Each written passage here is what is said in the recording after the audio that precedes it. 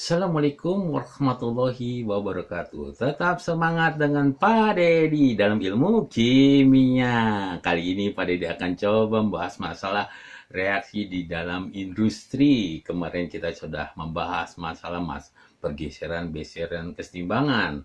Nah, pergeseran keseimbangan ini tentu saja dimanfaatkan dalam suatu reaksi-reaksi di dalam suatu industri, ya.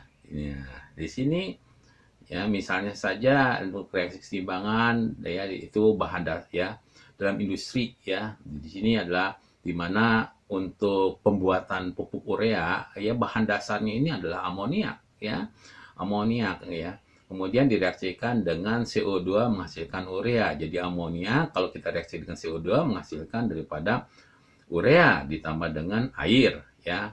Amoniak ini dapat diperoleh dengan cara mereaksikan gas nitrogen dan gas hidrogen. Nitrogen dan gas hidrogen ini akan membentuk adalah amoniak. Ini namanya adalah proses Haber-Bosch ya. Dengan tentu saja reaksinya karena delta H-nya di sini ada negatif, maka reaksinya adalah reaksi eksoterm ya. Ada beberapa reaksi di sini adalah misalnya adalah tadi kita gambarkan adalah reaksi masalah pupuk urea ya. Pupuk urea ini dihasilkan daripada reaksi nitrogen dan hidrogen atau membentuk urea dengan reaksi eksoterm. Agar dihasilkan NH3 dalam jumlah yang maksimum, ini supaya NH3 dijumlahkan secara maksimum, reaksinya harus selalu bergeser ke kanan. Karena NH3 ada di ruas kanan, dia harus bergeser ke ruas kanan.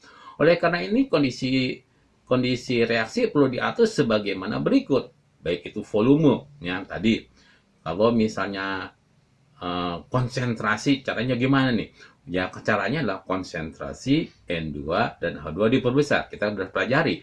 Konsentrasi diperbesar menjauhi zat tersebut. Berarti konsentrasi N2 dan H2 diperbesar supaya ke arah NH3, ke arah amonia. Atau sebaliknya, NH3 diperkecil supaya konsentrasi NH3 diperkecil supaya keseimbangan akan bergeser.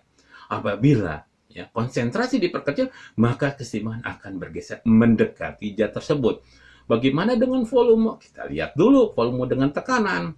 Ya, volume dengan tekanan. Nah, kita lihat di sini kan koefisiennya 1, di sini 3. Berarti kalau kita jumlahkan kan koefisien di ruas kiri adalah 4. Sedangkan di ruas kanan hanya 2. Nah, gitu kan. Berarti jumlah koefisiennya kecil. Nah, volume diperkecil, keseimbangan akan bergeser mendekati. Karena kita akan ke NH3, maka volumenya harus diperkecil. Sebaliknya, tekanannya harus ditingkatkan.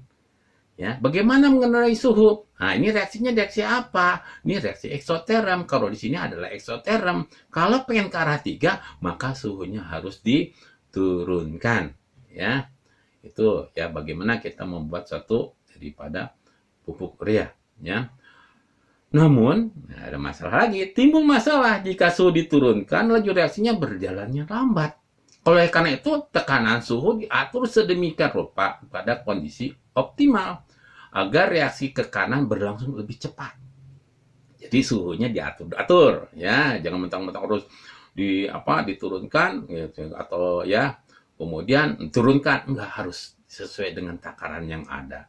Ke dalam reaksi ditambahkan katalis. Nah, untuk ini adalah katalis. Kan semuanya berfungsi nih, seperti logam platina, besi oksida yang sedikit mengandung kalium oksida atau aluminium oksida. Maka gunakanlah katalis hal seperti ini pada pembentukan urea. Ya. Kemudian ada juga pembentukan asam sulfat. Bahan dasar pembuatan asam sulfat adalah H2SO4 nih, asam sulfat dalam gas belerang trioksida SO3. Pembuatan SO3 dilakukan dengan mereaksikan gas-gas belerang dioksida dan gas oksigen. SO2 ditambah O2 menjadi 2SO3. Cara ini disebut dengan cara kontak. Ya, cara kontak. Nah, seperti itu. Ya. Kemudian industri asam sulfat. Nah, proses pembuatan SO3 memerlukan suatu keadaan optimal dengan penambahan ada katalisnya lagi di sini, yaitu vanadium pentaoksida V2O5. Vanadium penta 5 oksida. Belerang trioksida yang dihasilkan kemudian direaksikan dengan asam sulfat membentuk asam pirosulfat. Ya, di sini SO3 kita reaksikan dengan H2SO4 asam sulfat akan dapat apa? Asam pirosulfat. Ya, asam pirosulfat.